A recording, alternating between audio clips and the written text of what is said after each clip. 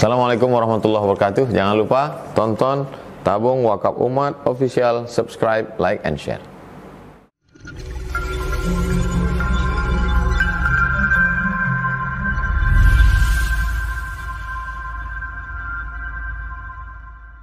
Assalamualaikum warahmatullahi wabarakatuh. Bismillahirrahmanirrahim. Alhamdulillahirabbil alamin. Bihi nasta'in ala umuri dunya waddin. Asyhadu an la ilaha illallah wahdahu al-malikul haqqul mubin wa asyhadu anna Muhammadar Rasulullah sallallahu alaihi wasallam shadiqul wa'dil amin. Alhamdulillah, siang hari ini 23 Ramadan, Allah karuniakan kita bisa beribadah di bulan Ramadan dengan ibadah terbaik. Selain ibadah saum, kita bisa melaksanakan majlis ilmu dengan bedah buku. Yang buku ini dalam bahasa Arab berjudul Al-Mutasyaddidun, kemudian diterjemahkan dengan menjawab dakwah kaum salafi. Mudah-mudahan dari buku ini banyak istifadah yang kita ambil dan ada wacana-wacana baru yang bisa kita cerahkan untuk diri kita dan kita bawa ke masyarakat, insyaallah. Salawat serta salam pada Rasulullah sallallahu alaihi wasallam. Semoga kita semua di akhirat berkumpul bersama Nabi Muhammad dan mendapat kemuliaan orang-orang an'amallahu alaihim, orang-orang bernikmat bersama para nabiyyin, siddiqin, wasyuhada, wassalihin. Amin ya rabbal alamin. Baik, terima kasih Ustaz Ridha yang telah mengantarkan untuk diskusi kita membahas kitab Al-Mutasyaddidun. Sebelum kita masuk pada tema isi kitab, maka kita coba melihat sekilas tentang siapa muallif, siapa Syekh Ali Jum'ah. Syekh Ali Jum'ah, beliau seorang yang asli Mesir. Beliau seorang yang belajar formalnya di awal bukan di Al-Azhar, tapi di Ain Syam, sebuah universitas di Mesir, dan kuliah tijariyah atau kuliah perdagangan bahasa kita. Dapat beliau gelar BA, setelah itu melanjutkan di Fakultas Syariah di Al-Azhar Mesir. Kemudian di Al-Azhar sudah menjadi tabiat, kalau S1 itu adalah pelajarannya umum, S2, S3 baru lebih khusus. Maka di S2 beliau mengambil lebih spesifik usul fikih. Di syariah di sana ada jurusan fiqhul am, ada usul fikih, kemudian satu lagi fiqhul muqaran, ada 3 jurusan di situ. Beliau mengambil jurusan usul fikih. S3 juga beliau beliau ambil di usul fikih. Maka beliau menyelesaikan S1, S2 sampai S3 di Al-Azhar. Dari awalnya Fakultas Syariah dan Qanun atau Syariah dan Hukum Islam. Setelah itu fokus kepada usul fikih S2 dan S3. Kemudian di S3 beliau menyelesaikan tahun 98 dengan nilai summa cum laude. Dan beliau tidak hanya mencukupkan belajar di kampus-kampus saja, tapi beliau belajar lebih banyak di talaqi. Dan guru-guru beliau adalah orang-orang besar di zaman itu. Di antaranya ulama hadis terkenal dari Maroko, dari Maghrib, Syekh Abdullah bin Siddiq Al-Ghumari. Keluarga Al-Ghumariyah ini terkenal dengan ulama hadis di zaman itu. Kemudian beliau juga belajar tidak mulazamah, tapi kalau datang ke Makkah kepada orang kita, orang Padang, Syekh Yasin Al-Fadani. Maka nasab sanad beliau kebanyakan kedua ulama ini. Kemudian beliau juga belajar kepada ulama dari Syam yang terkenal dengan tahqiq kitab-kitab hadis beliau, Syekh Abdul Fattah Abu Guddah. Kemudian kepada ulama Mesir yang terkenal dalam bidang usul fikih, Syekh Abu Nur Zuhair, yang terkenal mengarang sebuah kitab berjudul Usul Fikih, syarah dari kitab yang kita pelajari usul fikih itu, Imam Al-Baydawi, syarah Al-Baydawi. Syarah Minhajul Usul, Nihayatul Usul. Kitab Nihayatul Usul, syarah Minhajul Usul Imam Al-Baydawi. Kemudian beliau juga belajar kepada ulama-ulama Al-Azhar yang lain. Satu di antara sanad beliau yang banyak itu kepada Syekh Al-Bajuri, yang kitabnya banyak kita pelajari Indonesia. Maka sanad-sanad beliau bersambung kepada ulama-ulama terkenal Nusantara. Beliau tidak hanya punya sanad mazhab Syafi'i dan hanya khusus di dalam satu mazhab saja, tetapi beliau punya sanad 4 mazhab. Bahkan beliau di awal belajar punya mazhab Maliki. Ini sedikit tentang beliau. Kemudian tahun 2003 beliau dipercaya sebagai Syekh Al-Azhar, Mufti Agung Mesir, dan setelah itu beliau dilanjutkan oleh Mufti Agung Mesir selanjutnya Syauqi Alam.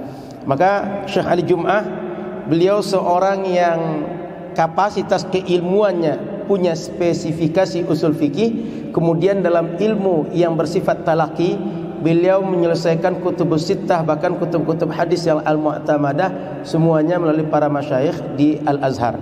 Lalu sejak beliau di akhir 90-an menghidupkan tradisi keilmuan para ulama dengan membuka majlis-majlis talaqi. Sangat banyak kitab hadis yang beliau buka kajiannya di Al-Azhar, kitab fikih, usul fikih, kitab bahasa, dan berbagai keilmuan yang lain. Saya 2003 datang ke situ, beliau sedang baca kitab Al-Ashbah wan Nazair dan kitab Sunan An-Nasa'i waktu itu. Setelah itu 2003 beliau sudah sibuk di Mufti Mesir. Sekali-sekali masih datang ke Al-Azhar, tidak seperti tahun sebelumnya. Kalau tahun-tahun sebelumnya, sehingga kalau ada senior yang pulang misalnya tahun 2000 atau sebelum tahun 2000 ikut talaqi dengan beliau, sangat banyak kitab yang belajar dengan beliau. Dan terakhir, metode beliau dalam mengajar adalah membacakan sekedar muqaddimah kitab. Karena muqaddimah kitab itulah saripati keilmuan seorang penulis. Di situ seorang penulis memberikan arahan, memberikan poin-poin penting apa yang beliau tulis dalam bukunya, sehingga para muridnya diajak baca muqaddimah. Setelah itu diberikan contoh, diberikan beberapa penalaran, lalu murid-muridnya yang menyelesaikan baca buku. Dan ini menghasilkan para ulama besar, orang-orang besar. Di antara saat ini yang terkenal Syekh Usama Al-Azhari, yang diangkat sebagai salah seorang mustasar atau seorang penasehat Presiden Mesir saat ini. Masih muda. Saya tidak tahu dengan Ustaz lebih tua mana Ustaz? Syekh Usama Hazan. Lebih kurang sama dengan beliau. Saat ini posisi beliau sebagai seorang penasehat Presiden Mesir dalam bidang keagamaan. Baik, kita masuk buku Al-Mutasyaddidun. Buku Al-Mutasyaddidun ini ditulis oleh beliau di saat kawan-kawan salafi sedang heboh-hebohnya dengan manhaj mereka, dengan buku-buku mereka, dengan percetakan mereka, dengan pemikiran mereka. Berusaha masuk ke Al-Azhar, berusaha masuk ke berbagai masjid, berusaha masuk ke berbagai halaqah ilmiah. Maka beliau berusaha menulis agar orang-orang paham salafi ini sebenarnya salaf atau bukan salaf. Salafi ini sebenarnya mereka adalah hakikiyah atau bukan, atau sekedar orang mengadu saja.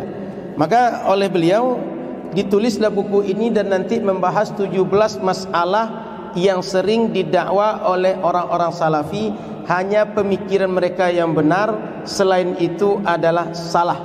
Bahkan mereka tak segan mengatakan selain itu adalah mungkin ahli bid'ah, mungkin orang fasik, atau kharijun anil millah, mereka keluar dari agama. Maka ini dampaknya tidak ringan. Orang kalau sudah keluar dari agama, bisa-bisa nanti halal darahnya, halal hartanya, dan dia menjadi orang-orang yang ditarget oleh orang Islam sebagai musuh. Dan itu menyebabkan kita pecah. Hubungan horizontal di antara kita bisa jadi satu dengan yang lain saling bermusuhan. Maka kehadiran salafi ini kalau tidak disikapi dengan bijak menjadi sebab perpecahan kita. Terakhir, saya yakin tidak lupa kita yang baru saja terjadi di Bangkinang, ya Ustaz ya. Dan beliau punya komentar, sehingga komentar beliau, saya harap beliau segera taubat. Saya hafal itu saja.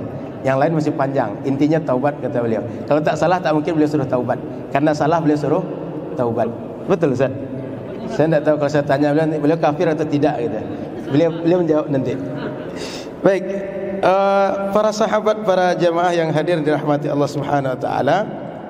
Pertama, kita tengok dulu salafi ini dari segi penamaan dan akar sejarah. Salafi ini nisbah kepada salaf. Yang salaf ini secara bahasa ini bisa untuk generasi kapan saja.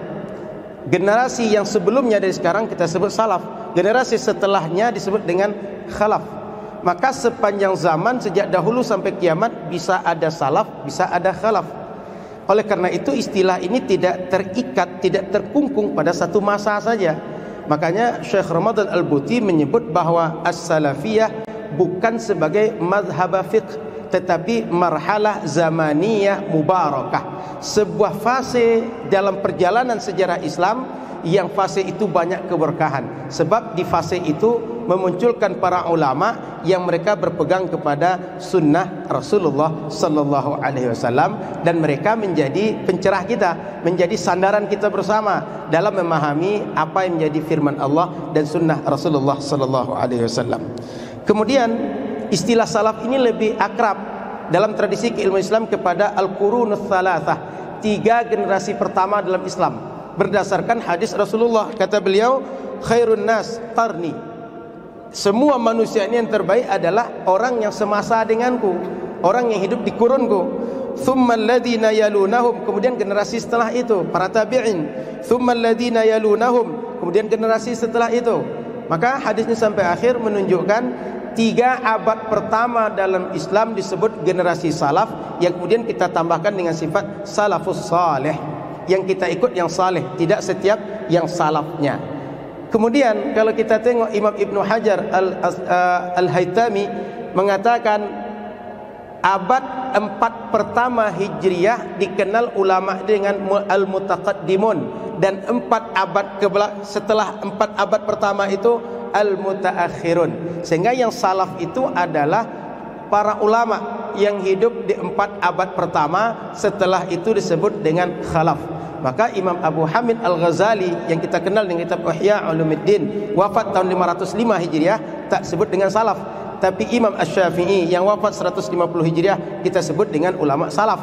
Dan Imam Abu Hasan Al-Asy'ari yang wafat tahun 324 kita sebut dengan ulama salaf. Kenapa? Masih sebelum abad keempat beliau wafat. Kemudian Imam Abu Mansur Al-Maturidi yang wafat 333 juga disebut dengan salaf. Yang ketiga imam ini menjadi rujukan kita bersama di dalam masalah akidah, dalam masalah bermazhab fikih.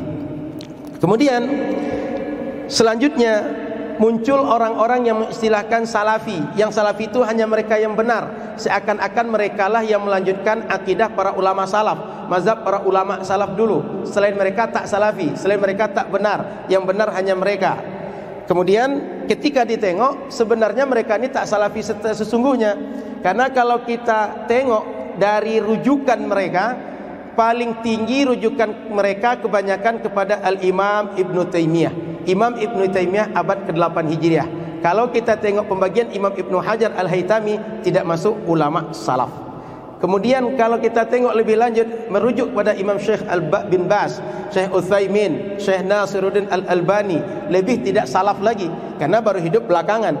Bahkan mungkin sebagian kita masih ketemu dengan Syekh Nasiruddin Al-Albani. Jadi dakwah salaf hanya sekedar klaim, bukan sebuah keseriusan, bukan kesungguhan. Karena kenapa? Mazhab mereka kalau dirunut ke ujung hanyalah berujung kepada Imam Ibnu Taimiyah, meskipun sebagian berusaha untuk menyambungkan kepada Imam Ahmad bin Hanbal, tapi pada sesungguhnya lebih dominan Imam Ibnu Taimiyah. Termasuk pembagian akidah yang 3, uluhiyah, rububiyah, asma wa sifat, itu pelopornya Imam Ibnu Taimiyah. Tak akan kita temukan ulama yang dahulu membagi akidah yang 3 itu. Jadi kalau kita tengok akidah yang 3, Imam Ibnu Taimiyah bukan akidah salaf berarti, tapi akidah ulama khalaf. Lanjut. Lalu muncul istilah ini juga, salafiyah ini di Mesir. Ketika Mesir dijajah oleh Inggris, saat itu seorang ulama Mesir, Syekh Jamaluddin Al-Afghani, kemudian Syekh Muhammad Abduh, memandang masyarakat kita banyak melakukan bid'ah, banyak khurafat. Maka pilihan mereka adalah kita ini mesti memperbaharui khitab ad-dini. Bagaimana kita menyampaikan agama kepada masyarakat dengan cara yang lebih ajak, dengan apik, lebih cocok dengan kondisi masyarakat. Karena masyarakat kita sudah terlanjur banyak melakukan yang nyeleweng, yang salah. Maka beliau kemudian memunculkan syiar, memunculkan ikon, kita kembali kepada salaf atau salafiyah. Maksudnya agar umat yang terlanjur mungkin dengan akhlak, dengan ibadah yang keluar dari agama, balik lagi kepada salaf agar yang mereka lakukan benar. Karena saat itu banyak orang Mesir, di antaranya ada 2 pecah masyarakat. Yang satu memilih bergabung dengan gerbong barat sehingga kita ikut Eropa. Yang satu memilih kembali kepada ajaran Islam yang bersih. 2 ini kedua-duanya memiliki masalah tersendiri. Kalau ikut barat, lepas Islam kita. Balik kepada Islam, nanti masalahnya bagaimana caranya. Kalau mengikut ulama yang selain ulama salaf yang kita sebutkan tadi, mungkin kita akan mengikut tradisi ulama yang sudah ada, ikut mazhab yang ada. Mungkinkah dilakukan atau tidak? Maka mereka memunculkan istilah baru namanya salafiyah. Kita mesti kembali kepada Islam yang murni dengan jargon salafiyah. Bersamaan dengan itu di Najd, di Saudi Arabia yang dulunya bernama Hijaz dan sekitarnya itu bernama Hijaz, belakangan dikuasai oleh keluarga Saud yang kemudian bernama Alu Saud, menamakan negara itu dengan Saudi Arabia. Muncul Syekh Muhammad bin Abdul Wahhab dan beliau memunculkan jargon, memunculkan pola dakwah sama dengan Syekh Jamaluddin Al-Afghani. Nah, dakwah mereka ini sama sehingga kemudian dinamakanlah model dakwah keduanya dengan As-Salafiyah, dan dakwah Syekh Muhammad bin Abdul Wahhab dinamakan dengan Wahhabiyah. Lalu bergeserlah makna-makna ini dari Wahhabiyah menjadi Salafiyah, yang pada akhirnya sekarang menyebut diri mereka sebagai Salafiyah. Tujuannya apa? Agar mereka disebut orang pelanjut ulama salaf. Merekalah pewaris, merekalah yang wajib diikut, yang lain tidak sebagai ulama pengikut salaf. Sehingga jargon mereka ini memunculkan masalah baru. Apa masalah baru? Bersama mereka berarti ikut dengan manhaj yang benar, tidak bersama mereka adalah tidak ikut manhaj yang benar. Sehingga Bapak Ibu sahabat yang dirahmati Allah Subhanahu wa taala, ini problem yang terjadi dengan kemunculan Salafiyah atau yang tadinya Wahhabiyah. Jadi keduanya ada Salafiyah, Wahhabiyah asalnya, lalu sekarang menyebut diri hanya Salafiyah. Tujuannya agar menyambung kepada ulama salaf. Klaim mereka ada ujungnya, ada juntrungannya. Kemudian kalau kita tengok hakikat mengikut salaf sesungguhnya bagaimana? Hakikat mengikut salaf sesungguhnya adalah, kata Syekh Ali Jum'ah, birruju'i ila mahtakamu ilaihi min qawaidi tafsirin nusus wa ta'wiliha wa usulil ijtihad wan nazari fil mabadi'i wal ahkam. Kalau kita ingin mengikut salaf, maka mesti mengikut metode para ulama salaf dalam kaedah-kaedah tafsir nas, apakah Al-Quran atau hadis. Tidak membuat kaedah-kaedah yang baru, tapi kaedah mereka yang kita ikuti. Wa ta'wiliha, dan takwil mereka, bukan takwil baru. Wa usulil ijtihad, dan dasar-dasar atau pokok-pokok ijtihad yang telah mereka gariskan.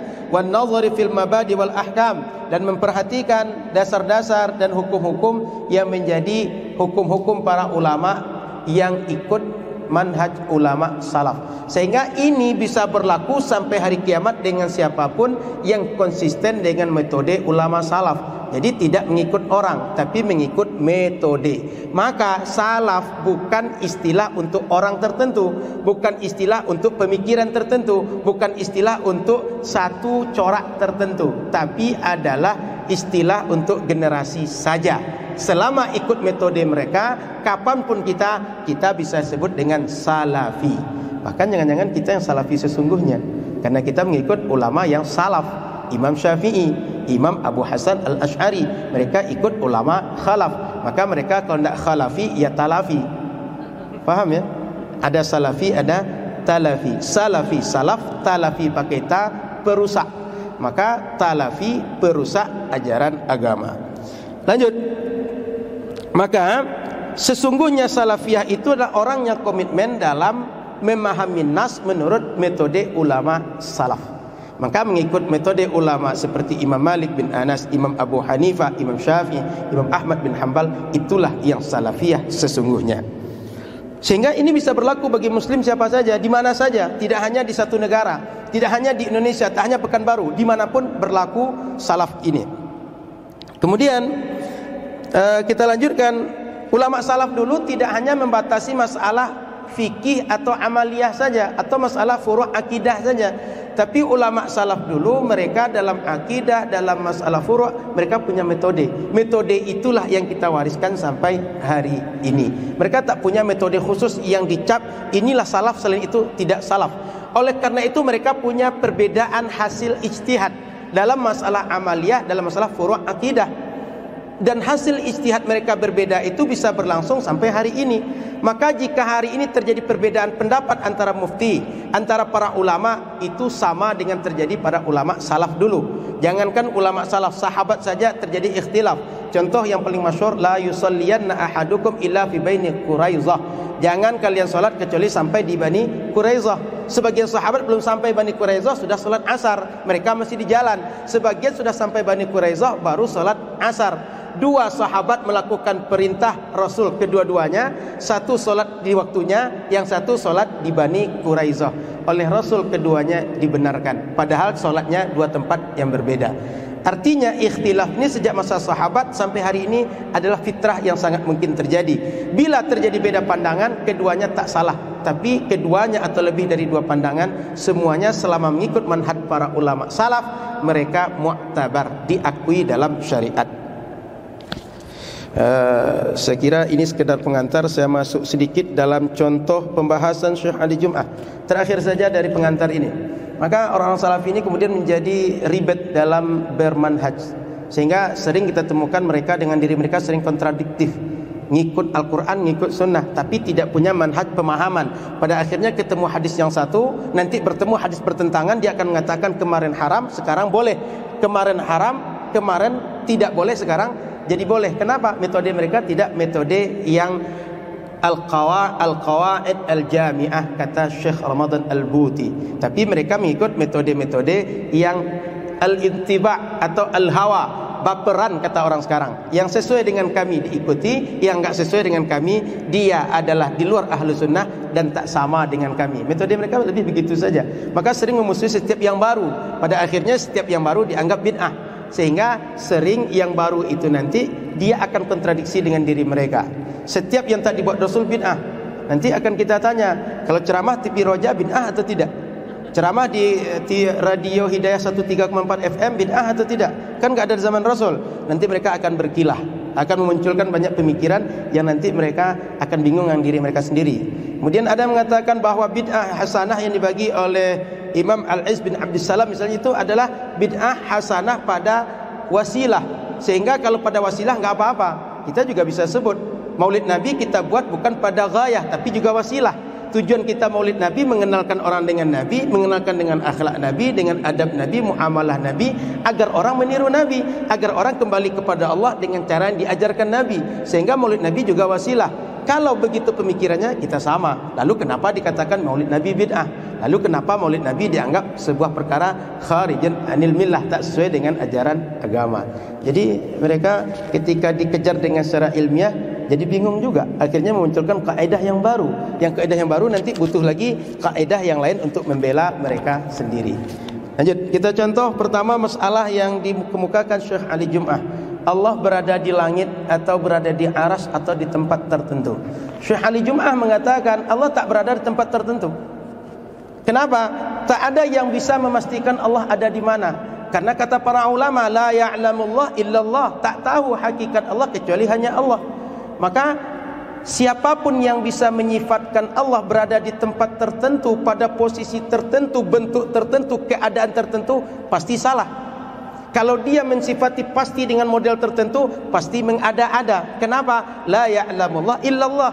Dan diperkuat oleh dalil Al-Quran, laisa kamitslihi syai'un, tak ada sesuatu apapun yang mirip dengan dia selain Allah, syai'un. Kalau tak ada yang mirip dengan dia, sementara yang lain ini pasti memiliki sifat tertentu. Kita nisbahkan sifat tertentu kepada yang lain, lalu kita samakan Allah dengan sifat itu, berarti kita menyamakan Allah dengan makhluknya. Berarti tidak sejalan dengan laisa kamitslihi syai'un. Itu dari segi dalil hissi. Tak seorang pun bisa melihat Allah, tak seorang pun bisa mengetahui Allah secara pasti ada di mana. Sehingga jangan kira nanti ketika Isra Mi'raj Nabi kan bertemu dengan Allah di atas langit, sehingga Allah di atas langit. Saya tanya, kita ketemu sekarang di mana? Di Masjid Raya? Apakah Allah tinggal di sini, atau bermakna karena saya ketemu dengan guru saya Dr. Mawardi di sini, beliau tinggal di sini? Beliau tinggal di Merpati Sakti, saya di Bangong Sakti, saya tetangga dengan beliau, ketemunya di sini. Isra Mi'raj juga begitu. Allah enggak tinggal di langit, tapi Allah jadikan tempat bertemunya setelah Sidratul Muntaha. Maka begitu juga ketika Nabi Musa mukalamah dengan Allah, enggak janjian di langit, tapi janjian di tempat lain. Sehingga tidak membuktikan kalau Isra Mi'raj bertemu Allah, bermunajat Nabi Muhammad kepada Allah di tempat yang dikhususkan di situ, Allah ada di situ. Oke, lanjut. Secara dalil syariat, dalil-dalil ayat Al-Quran, hadis-hadis Nabi, kalau ada yang mengatakan Allah pasti di langit, Allah pasti berada di aras, ini juga bermasalah. Kenapa? Bagaimana kita menyifati atau mengartikan nanti ayat yang misal seperti wa huwa aqrabu ilaihi min hablil warid wa huwa ma'akum aynama kuntum. Dia bersama kalian di mana kalian berada. Dia lebih dekat daripada urat nadi. Jika ayat-ayat ini ditafsirkan dengan rahmatnya, dengan ilmunya, kenapa aamintum man fis sama' tak ditafsirkan dengan kekuasaan Allah? Kenapa tidak dikatakan Ar-Rahman 'alal arsy istawa, diartikan kekuasaan Allah berada di atas aras? Allah lebih hebat, lebih besar, lebih maha kuasa dibanding aras dan segala apapun yang di bawah aras. Jika ini ditakwil, maka ayat yang lain takwil. Sebab ayat Al-Quran sama dengan ayat Al-Quran. Tidak boleh satu ayat ditakwil, yang lain tak ditakwil. Kecuali ada nanti al-muhkamat dengan ayat mutasyabihat. Kalau ada muhkamat mutasyabihat, mutasyabihat mesti dipulangkan kepada muhkamat. Maka ayat yang bertentangan maknanya tidak pasti, tidak terang untuk satu makna yang terang, yang jelas. Oleh karena itu disebut dengan mutasyabihat. Maka mesti dipulangkan pada makna muhkamat. Apa yang muhkamat? Allah tak serupa dengan apapun.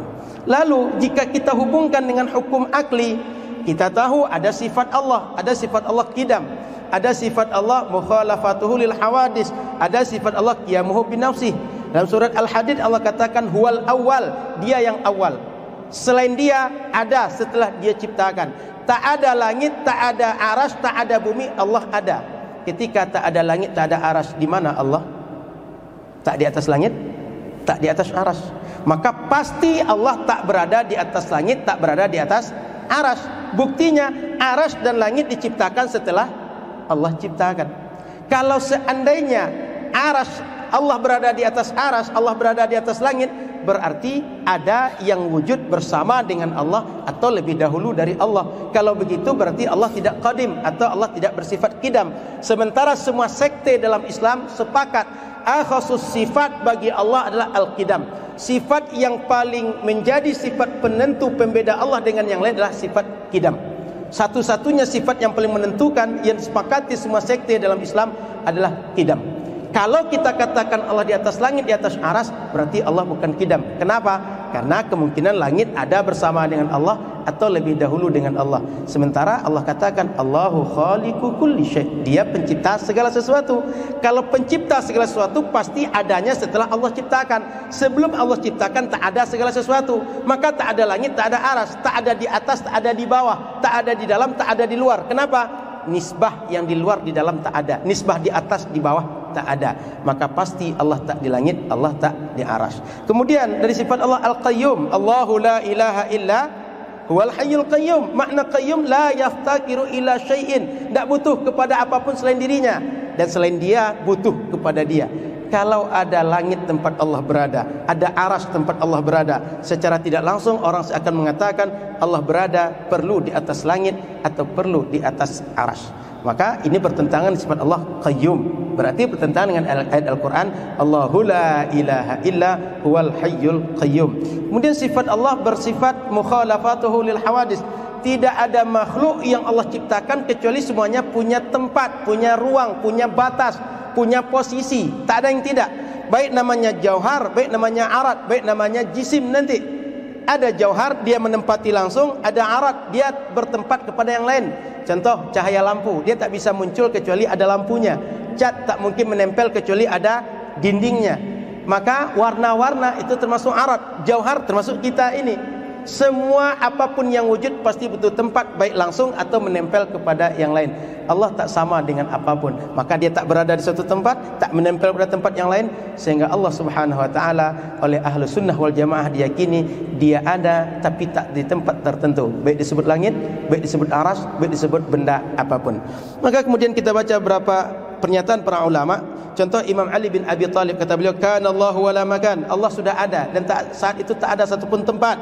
Wa huwal an ala ma alaikan. Dan saat ini saat beliau berkata, Allah seperti apa saat dia ada dahulu.